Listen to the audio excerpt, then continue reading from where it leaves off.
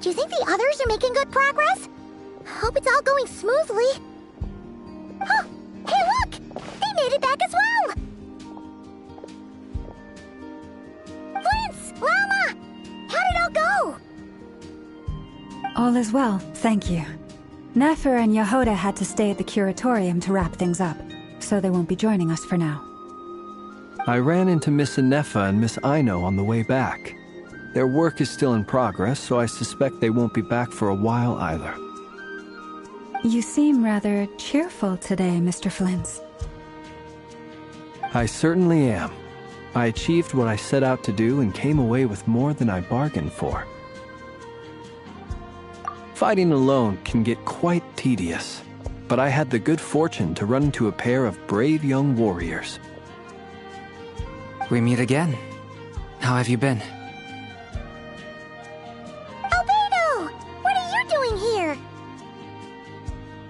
Thankfully, tracking you down turned out to be a lot simpler than we envisaged. These two courageously lent me a hand while I was fighting the Wild Hunt. When they told me they were Servarka's colleagues, it all made sense. And given how people of outstanding talent tend to cross paths, it's no wonder you're already acquainted. So, who's your travel buddy, Albedo? Why don't you come and introduce yourself?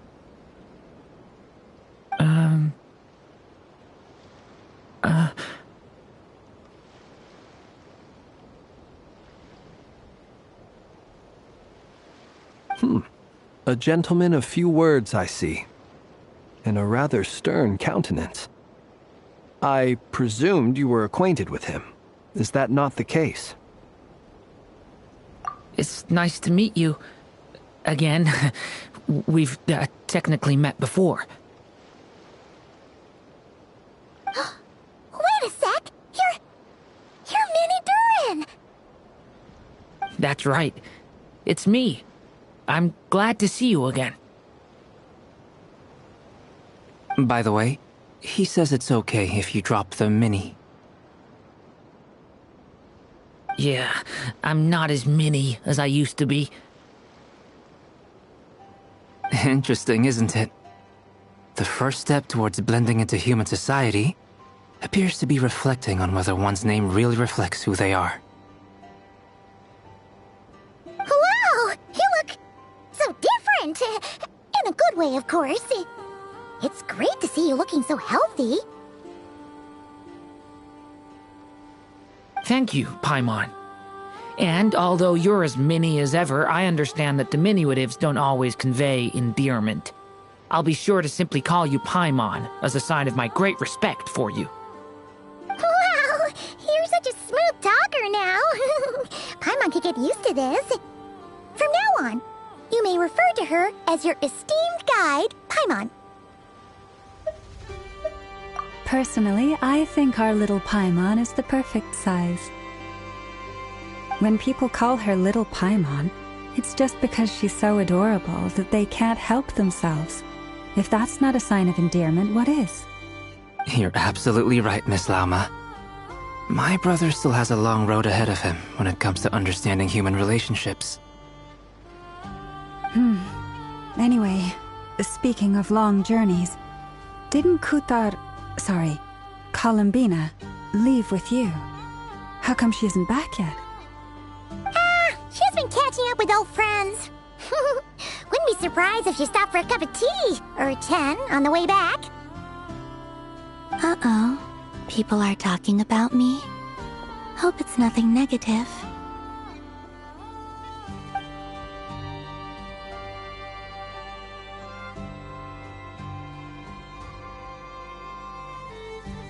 Judging from your expressions, I'm guessing it all went well?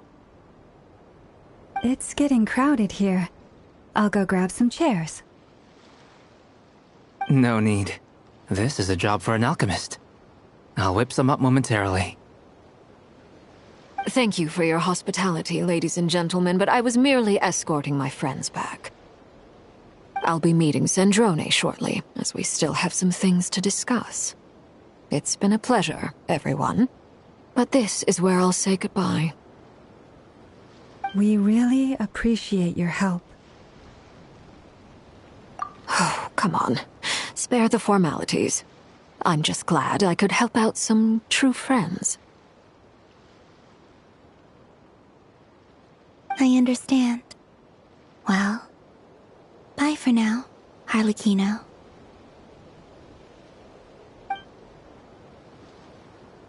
Oh, this place is hopping. It's probably a good thing one of us left. Otherwise, we might not fit all these people in. Are you saying we're about to run out of chairs? As a matter of fact, I am. Come on in and see for yourself.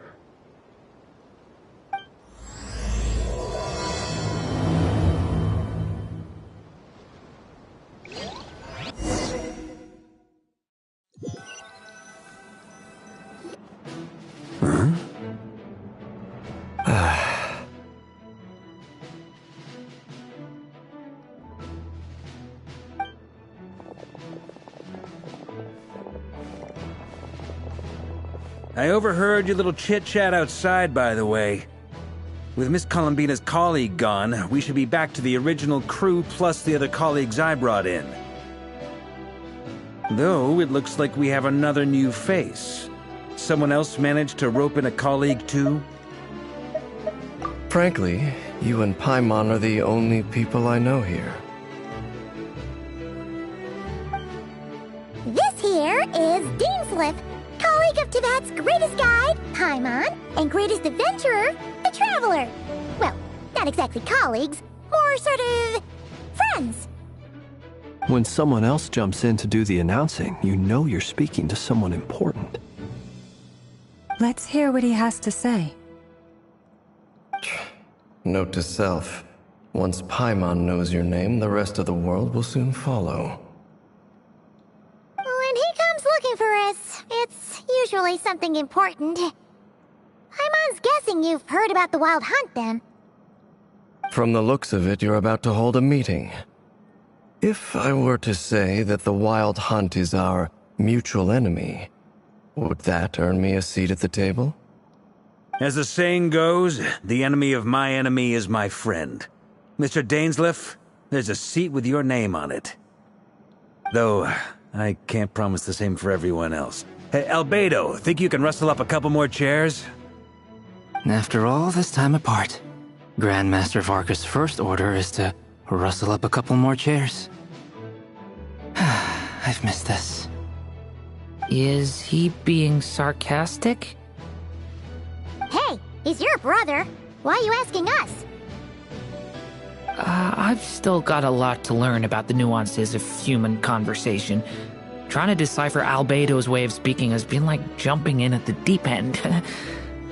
Oh, good point. Paimon gets you now. Don't sweat it. There are people who go their whole lives without getting the hang of it. You're ahead of the game already. I wonder what's taking Nefer so long.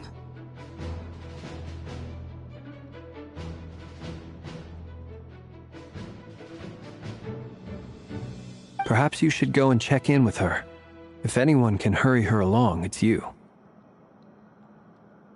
I just got back from the curatorium. Besides, aren't you curious to see what's taking her so long? Miss Nefer doesn't strike me as the type to share secrets. And since gathering intel is her specialty, I'm guessing she'd prefer to keep her methods confidential. Under such circumstances, would it not be tactless for me to impose? Oh, but it's fine for me to impose. What can I say? You have an unrivaled ability to garner people's affection, Miss Moonchanter. Besides, you have far more in common with her than I do. All right, then.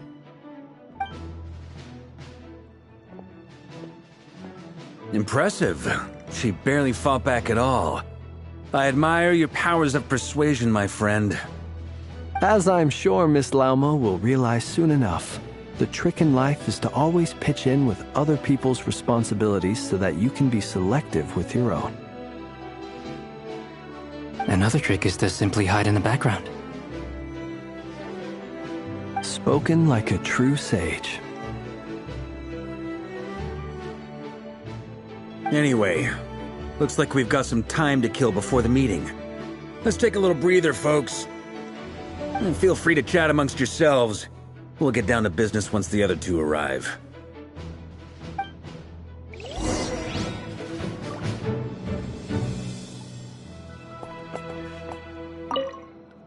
You're both awfully quiet. Why don't I start us off with an icebreaker? Much obliged. Have either of you ever had your portrait painted?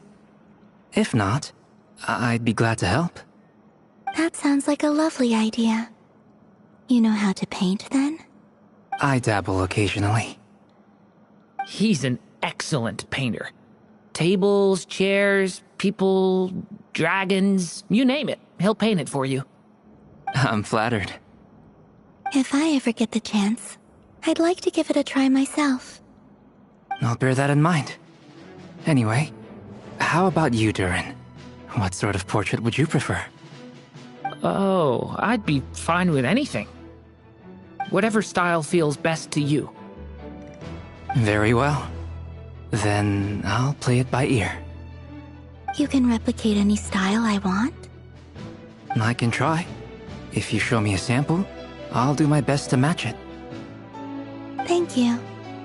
In that case, I'll dig up some reference material for you.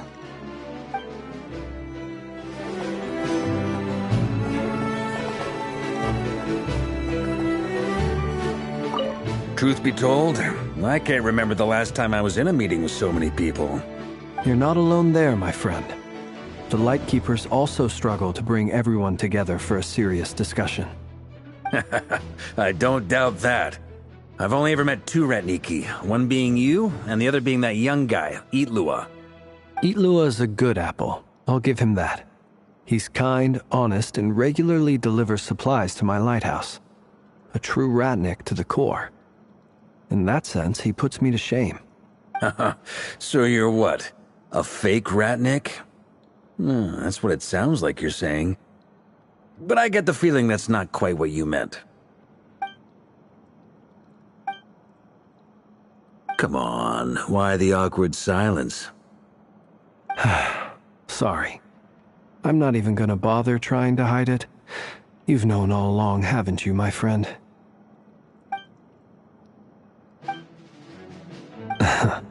Now that was an awkward silence. Let's just keep this between ourselves. Probably best if Itlua doesn't know, huh? That goes without saying. Gotta be careful what you share with youngsters, after all. Anyone else in the know? Let me guess.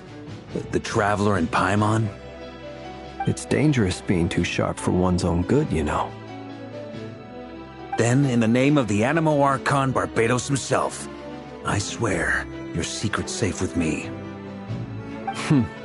When we went for drinks, you said that you and Barbados were practically best buds. In the light of that claim, do you really expect me to take your oath seriously? Of course. Just as long as you don't go spreading around the fact that I'm close with Barbados, all right? Fair enough, then. Nothing like a bit of mutual leverage to seal the bonds of friendship.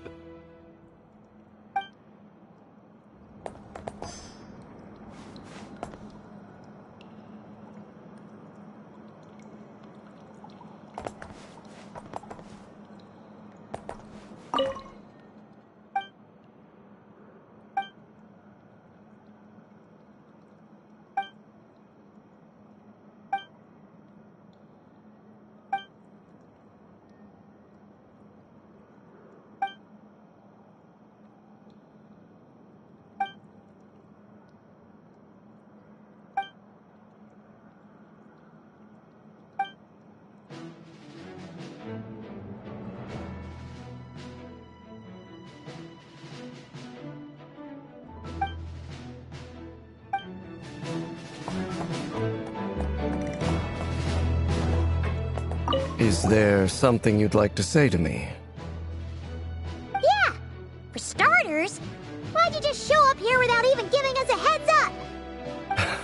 If you think back to our previous interactions, you may recall that that's hardly out of character for me. You do have a point there. Oh yeah! You'll need to find somewhere to stay the night too, right? Want to tag along with us? You never know. We might get a group discount. Sure. Let's do that. Great! Paimon will handle it! And in return, we can get Dainsliff to be our very own personal bodyguard. If that's what you had in mind, you should have said so sooner. I'd be happy to help. Oh, okay then. Paimon was only kidding, but good to know. Anyway, since we're all here together, we might as well watch each other's backs. That's just what friends do, right? Indeed. Thank you.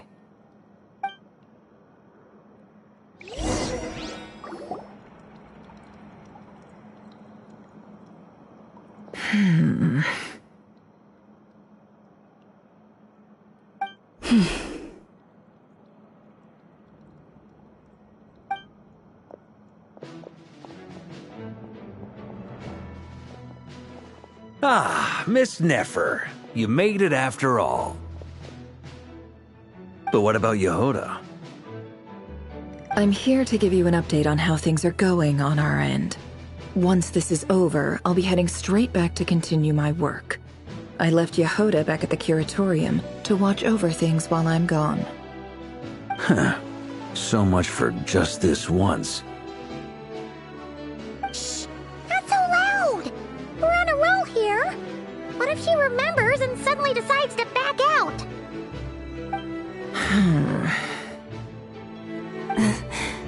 Did you say something, Mr. Varka? Huh? I didn't say anything. Right, Flints? Must have been a frog. They get so noisy around here at nighttime. It's like they're putting on a concert in the background. Anyway, before we begin, there's a few introductions to make. Let me start by saying that it's an honor to be speaking before so many distinguished colleagues and collaborators. First up, we have Miss Lauma. As Moon Chanter, she's the leader of the Frost Moon Scions, a local religious community in Nodcry. Then there's Miss Nefer, boss of the Curatorium of Secrets, an intel gatherer extraordinaire. Nefer is leading the investigation into Rerer's background, assisted by Yehoda and Lauma. From the little I've heard, they're making some great progress. Over here, we have Mr. Flintz, a ratnik and guardian of the abandoned lighthouse. In our last operation, he courageously distracted the Wild Hunt to buy time for the rest of us. For those of you who've never met, this is Mr. Albedo, a renowned alchemist and captain of the Knights of Favonius investigation team. By his side is a new face for us all, myself included, Mr. Durin, who has come to lend his aid. Next up, we have the Moon Maiden and former Fatui Harbinger, Miss Columbina. Then we have the Traveler, who's earned more titles than I could possibly hope to list out, so I'll spare you the rundown. And Paimon, the ultimate travel companion and quite possibly the best guide in all of Teyvat. Whoa! That's a lot of people! Great turnout! Miss Nefer, it looks like you might have another job coming your way, so, congratulations on the booming business, I guess. You think I haven't got enough on my hands as it is? Who's looking for me now? That would be me, Miss Nefer. I have a commission for you. And you are?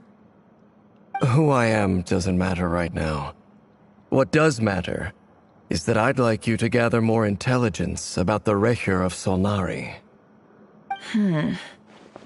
Well, it's not as if we never take on anonymous commissions. But in your case, I'll have to decline. I'm gonna take a wild guess and say your job's probably more hassle than it's worth. Something about you seems like bad news. It's my eyes, isn't it? Conrian, I assume. And what's with the mask? Are you trying to hide your identity? In any case, the fact that you're even still alive raises an awful lot of questions for me. My name is Dainsleif, and yes, I am from Conria. As I'm sure you're aware, the Raker of Solnari's real name is Rerir. He was once an acquaintance of mine. Really? Then you must have been quite an influential figure yourself. You flatter me, but none of that matters anymore.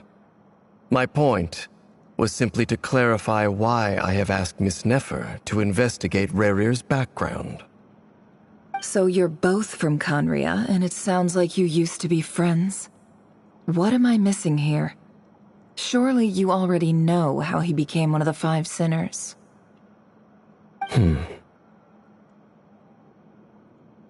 I'll tell you everything I know.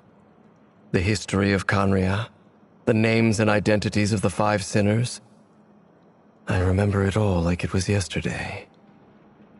I have never spoken openly of this before, but the truth was exactly as people say. The Five Sinners were each driven by their own desires, and it was by playing upon these that the Abyss tempted them to their fall, tearing Conria apart in the process. The visionary, Vedifenir, who wished to foretell the future. The wise, Haroptatir, who sought limitless knowledge. Gold, Rhindaughter, who desired to create life. The foul, Surtologi, who pursued supreme strength. And last, but not least, Raker of Solnari, Rerir, Ravager of the Moon. Of the five, Rerir is the only one who remains a mystery to me. He never harbored grand ambitions, so what changed in the space of a single night? How did he come to fall like the others? In other words, you're saying that his change came as a shock to you, and you have no idea what actually happened? That's right. You mentioned how the Abyss tempted them, which led to their fall. But what did that look like in practice? And what other context can you give me about the events of that time? The more detail you can give me, the better. Strangely, now that it comes to it, I hardly know where to begin. The fateful night took place during the era of the Eclipse Dynasty. One day, my elder brother, the visionary, Vedifenir, was summoned to the palace by the Vinster King, only for the king to gouge out his eyes and cast him into the dungeons. When I came to hear of this, my fury knew no bounds. I gathered together every ally I thought I had, and together, we set a night to storm the palace and free Ved. Centuries on, the memories of that night still haunt me, like a never-ending nightmare. We broke through the palace gates, just like we had planned, each striking towards our separate targets. But then, I was betrayed. Even Vedifenir, the very person I had come to rescue, abandoned me and partook of the Abyss's power. So, it's personal after all. Then tell me, Mr. Dainsleif, what price are you willing to pay? You, of all people, must know that nothing comes for free. I cannot say what price would be worthy of such a commission. But know this. Rerir was not always a madman. Believe it or not, there was a time when he was just an ordinary man, working for the Conrian Intelligence Service. Uncovering the truth of Rerir's past is the only way to unravel this mystery. But before you decide if you will accept my commission, I will tell you more about him. Enough, I hope, to help you plan your next move. Sounds pretty good to me. Feels like we just flagged down a random passerby, only to discover he's actually a master strategist who has a score to settle with our enemy.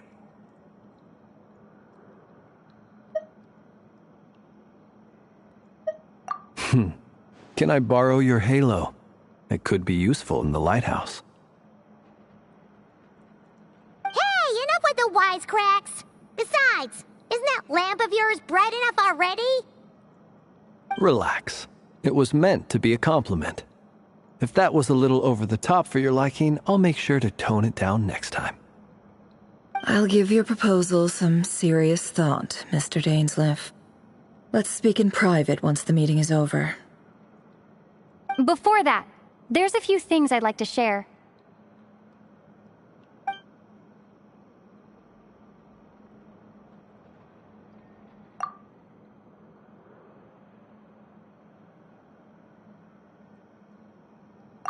Now that we've united the hearts of the three moons, your power should be greatly enhanced. But it seems like that hasn't happened yet. I believe it will take a little longer. You've done so much for me, so I want to be completely honest with you all. Even though I'm doing a lot better now, the truth is, my recovery will likely be an ongoing process. From the moment I was born, my power has been slowly ebbing away. And that is because Tevat has never accepted me. Even with the moons united as one, it seems my rejection cannot be undone. So far, I have yet to find a solution. It may turn out to be a problem that will plague me until the day I finally leave this place behind. Even so, I will do everything in my power to help you drive out the Ray here of Solnari.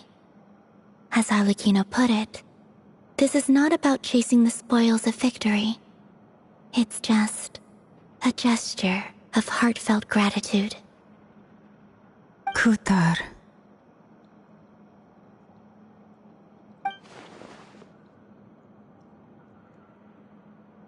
Defeating the Ray here of Solnari will be no easy task. While my strength slowly recovers, we'll also need to gather more intel. Naturally. We should take all the help we can get if we hope to defeat him. We've considered several viable plans now, but our choice hinges on the answers to a few key questions. Is it even possible to kill Rerir? What experiences shaped the person or monster he became? And what's he really after? Given Albedo's expertise in alchemy, I think we should leave him to try and answer the first of these questions. Understood. As for the other two, I'm afraid we'll have to count on you again, Miss Nefer. Believe me when I say it's not my wish to burden you. But right now, relying on your skills is our only option. So you're placing all your hopes on me, huh? We can't thank you enough for agreeing to help us. Honestly, I can hardly believe how lucky we are. You sure have a talent for changing your tune, Miss Moonchanter. Timid like Yehoda one moment, then flinches insincere flattery the next. Ladies, please. I must object to your portrayal of me. That's all. Feel free to keep bickering. Just pretend I'm not here. I almost don't want to leave this room. I'm curious to see how this plays out. I have faith in you, Miss Nefer. Something tells me you'll stand by us until the very end. Oh? And what makes you so sure of that? What if I suddenly decide that my compensation is insufficient?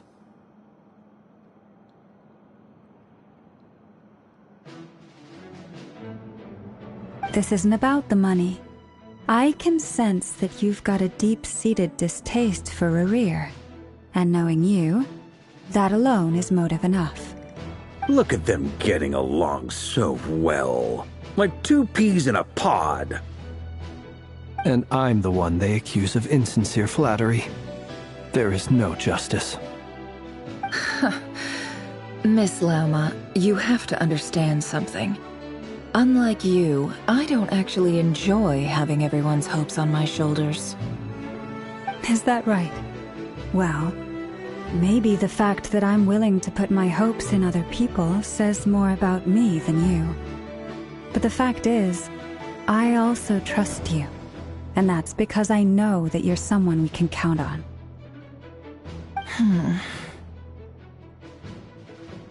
Anyway, we've got our plan, so let's get moving. Mr. Dainsleif, let's talk. And Traveler, once we're finished, if you've nothing else planned, I'd like you to come with me. This whole experience is teaching me a lot. For instance, I now know that when other issues come up in the future, I'll have far more luck getting Lauma to convince Miss Nefer than trying to do it myself. Hate to say it, friend, but that's one of the funniest things I've heard in a while. Why? You think I've got it wrong? Quite the opposite. But what makes it so hilarious is how long it's taken you to realize.